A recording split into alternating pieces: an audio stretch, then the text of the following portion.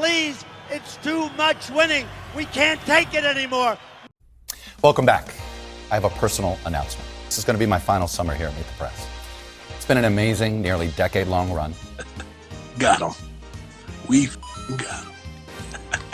I'm really proud of what this team and I have built over the last decade.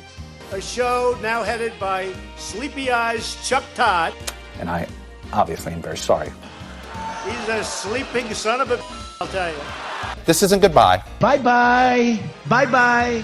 Bye-bye. What's going on, guys? So another Trump deranged lunatic has been defeated. He has left Trump deranged Chuck Todd over on NBC and MSDNC, former host of Meet the Press. Now you got woke behind Kristen Welker over there. So he actually went from woke to woker. For those of you guys who don't know this guy's history, he went from being woke on NBC on Meet the Press to extremely Trump deranged MSDNC, where he got even worse. Now, what's hilarious is that over time, I mean, he was capping for Joe Biden, the Hunter Biden laptop story. Instead of Roger Stone and WikiLeaks, it's Rudy Giuliani and some computer guy in Delaware. So this didn't work, so he'll try another planted story or another, Russian, use some other, discredited Russian propaganda. And for those of you spreading misinformation, shame on you.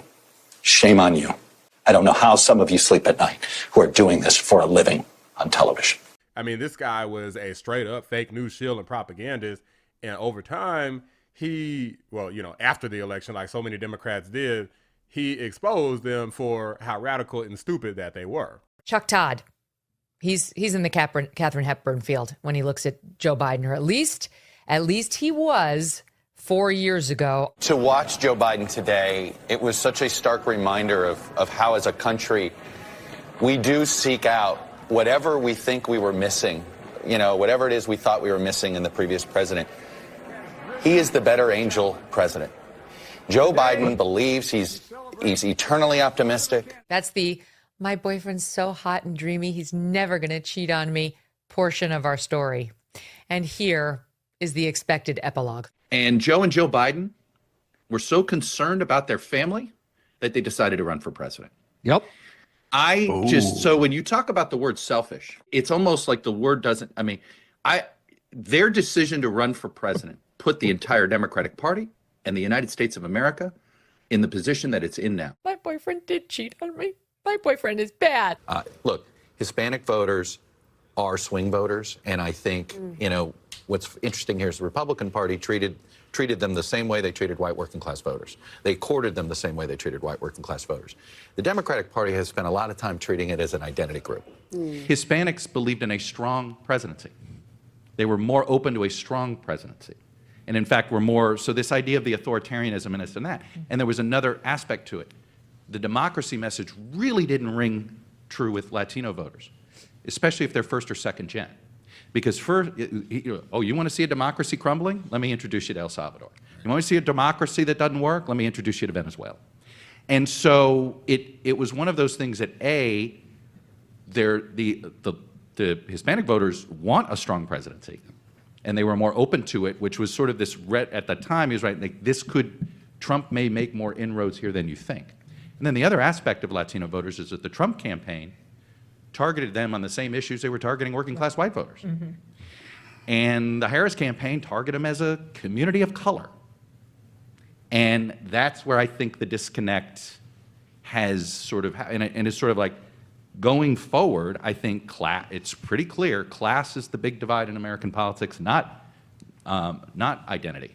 Now, juxtapose that with this ridiculous clip where a bunch of Democrats are saying that racism and misogyny were the primary contributors towards Kamala Harris's failed election campaign. In this round, so I'm going to, I have a show of hands.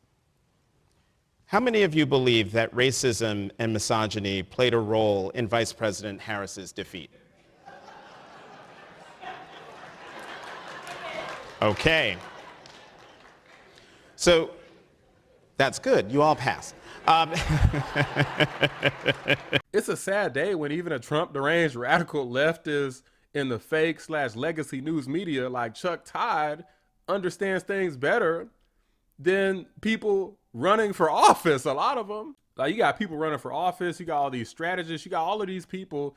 And the funny thing is, it's almost like they're the DEI hires, because these fools, stupid idiots, are basically making excuses ahead of time. Hey, if we lose, it was out of our hands. It was racism and misogyny. And you know we can't beat that, right? So we're not even going to come up with good strategies. And if our strategies fail, we're always going to make stupid excuses for it. Guys, this amount of winning is off the freaking charts. I don't know if I've ever been this happy. Please, please, it's too much winning. We can't take it anymore. Because our mortal enemies are being destroyed. CNN had lost a lawsuit for defamation against the guy. Donald Trump had won he got a defamation settlement. For clarity, CNN settled a case for defamation with somebody else. It wasn't Trump, but they defamed someone and lost. And then you also had ABC Fake News with George Slopadopoulos settling a case with Donald Trump, which to me is a big fat L. And then now you have CBS, who are, you know, the owners of 60 Minutes, the 60 Minute show. They are considering strongly to settle a case that Donald Trump raised, essentially an election interference case. He was suing him for like $10 billion, like something insane, for straight up modifying Kamala Harris's answer, which would effectively interfere in the election. Settlement discussions between representatives of CBS News' parent company, Paramount, and President Donald Trump have begun. Reports say Sherry Redstone, Paramount's controlling shareholder, strongly supports settling with Trump. The move could upset some journalists at the network who have voiced concerns about the idea of their parent company settling litigation they consider equivalent to a politician's typical problems with news media. Trump sued the network over accusations they deceptively edited a segment featuring former Vice President Kamala Harris. Does the U.S. have no sway over Prime Minister Netanyahu? The work that we do diplomatically with the leadership of Israel is an ongoing pursuit around making clear our principles. Did you see 60 Minutes? Her answer was so incompetent that CBS and 60 Minutes, a prestigious show, but I knew they were crooked as hell for years. They used to do the opposite to me. You know, to me, they used to cut my statement. To her, they added the statement on. Paramount reportedly expects Brendan Carr, Trump's pick to run the FCC, to request that CBS News provide the agency with an unedited copy of 60 Minutes' interview with Harris.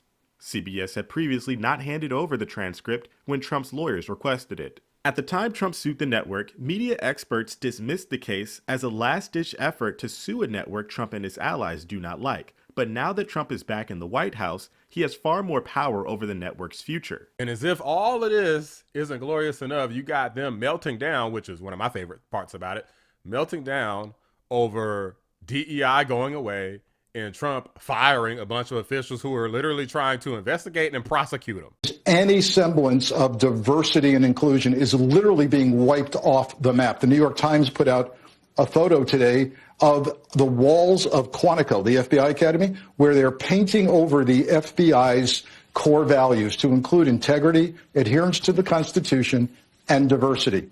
A less diverse FBI is a less effective FBI. Try doing surveillance on the street in the inner city with two white guys. Try working undercover in a Middle Eastern terror organization with a white guy. What? It doesn't work that way. So we're becoming less and less safe very quickly. It can only be described as the start of a massive, much larger than expected purge at the FBI of FBI agents and officials. Many of them, in one way or another, touch the investigations into Donald Trump. Sources telling NBC News this: the Office of Acting Deputy Attorney General Emil Bobe asked the FBI for a list of Bureau employees involved in January 6 cases, sparking panic inside the Bureau by people who fear retribution by the Trump administration amidst an ongoing purge of FBI leadership. Meanwhile, my colleague, NBC's Ken Delanian, reports that several top FBI executives were told to resign or be fired, and that the purge includes more than 20 heads of FBI field offices, including those in Miami and Washington, D.C. I like how these people are saying, hey, these people are just trying to do their jobs. Why would you fire them? That's like saying that a prosecutor who is trying to put me under the jail for life who knows, maybe even get the freaking death penalty, as crazy as some of these lunatics are. And then I turn around and hire that prosecutor to be my defense attorney. You can't trust these people. Like, a lot of people have vowed to continually work against Donald Trump, even though he's in office, and work against federal law and everything that he plans on doing. And some of them are actively doing it right now. So why the hell would you want an administration that has these people in there? Kash Patel is going to get confirmed.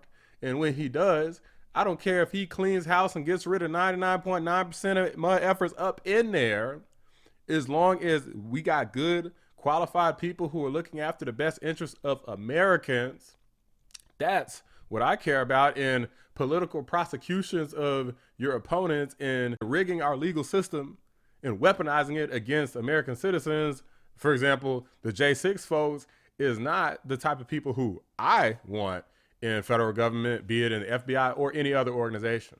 Now, even though I'm happy that Chuck Todd is going the way of the dodo bird, I mean, he has his own podcast. I'm sure he'll be okay. He's a little bit more interesting than that Jim Acosta fool idiot who also rage quit his job.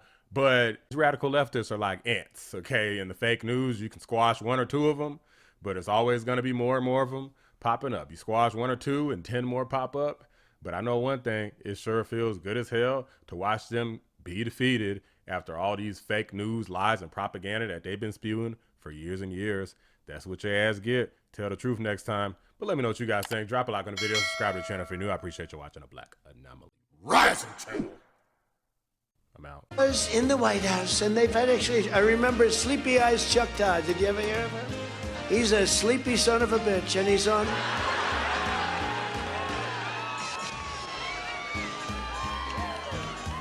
He's on a show called Meet the Fake Press. You have that, you have Deface the Nation, you have all of these shows. But he said, how come, he was talking to Blinken, and he said, so how come this never happened on Trump's watch? Why didn't it happen? He said they knew better. They did know better.